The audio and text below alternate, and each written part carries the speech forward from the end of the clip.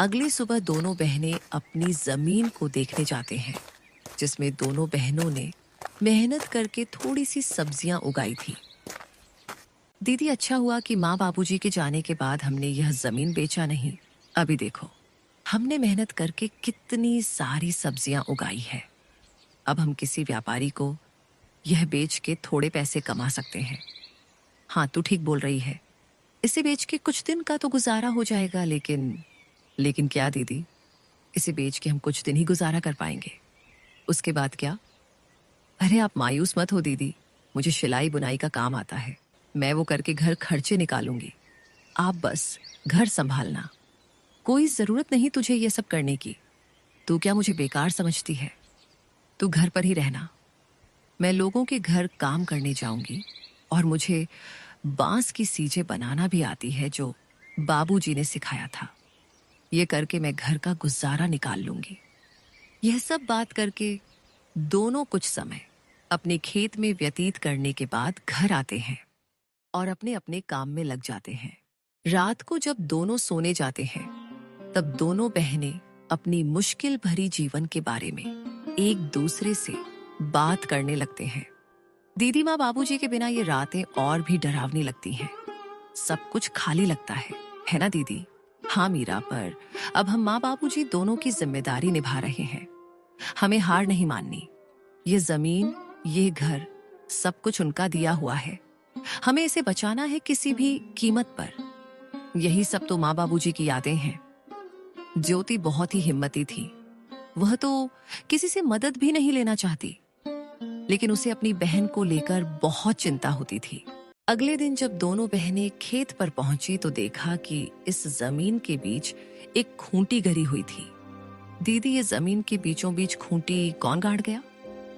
ये तो कल यहाँ नहीं थी और ना ही हमने इसे गाड़ी है। जरूर इसे कोई यहाँ गाड़ गया है। ये जरूर हमारे चाचा चाची का काम होगा, लेकिन ये काम बिना किसी सरकारी आदमी के नहीं होता। इसका मतलब हमारे खेत को ये लोग बांटने की साजिश चला रहे हैं। उसी वक्त दूर से धर्मपाल आता दिखा और उसके साथ विमला और उनका बेटा कमल भी था। तीनों के चेहरे पर अजीब सी मुस्कान थी। अरे बेटियों, घबरा क्यों रही हो? हम तो बस मदद करना चाहते हैं। तुम्हारे माँ बाप के जाने के बाद जमीन की देखभाल जरूरी है।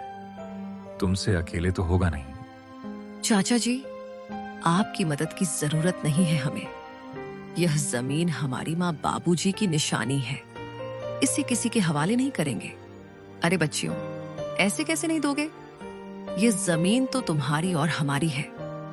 कमल के दादाजी ने अपने दोनों बेटों को बराबर हिस्सा करके दिया था, लेकिन शायद तुम्हारे पिता अपने आखिरी दिनों में तुमसे यह बात बोलना भूल गए। इतने साल तो हम साथ ही खाए पिए हैं। हम तो तुम्हारे भलाई ही चाहते हैं। अब ये दुश्मनी क्यों?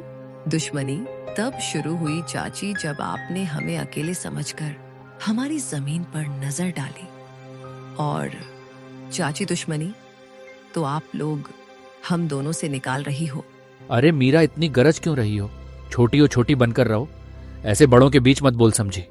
अरे जाओ, कैसे बड़े लोग जिनकी सोच छोटी होती है, वे उम्र में बड़े होकर भी सम्मान के हकदार नहीं होते। मीरा, तू कुछ मत बोल। और हाँ, अब अगर आप लोग हमारे खेत के पास भी आए तो अच्छा नहीं होगा। हम कमजोर दिखते हैं पर डरते नहीं। धर्मपाल ने सब कुछ चुप कराकर कहा। ठीक है बेटियों, हम कुछ नहीं कहेंगे, लेकिन कानून अपना काम करेगा। जब जमीन के सरकारी कागजात आएंगे तो देख लेना। जब तुम्हारे नाम नहीं निकलेंगे तो खुद समझ जाओगी कि जमीन किसकी है। तीनों वहां से चले गए। ज्योति और मीरा कुछ देर तक खामोश खड़ी रही। दीदी, क्या वो सच में कागज बदलवा सकते हैं? कुछ भी कर सकते हैं मीरा। लालच में आदमी अंधा हो जाता है। हमें किसी पर भरोसे नहीं करना चाहिए। अब हमें बहुत संभाल के रहना पड़ेगा।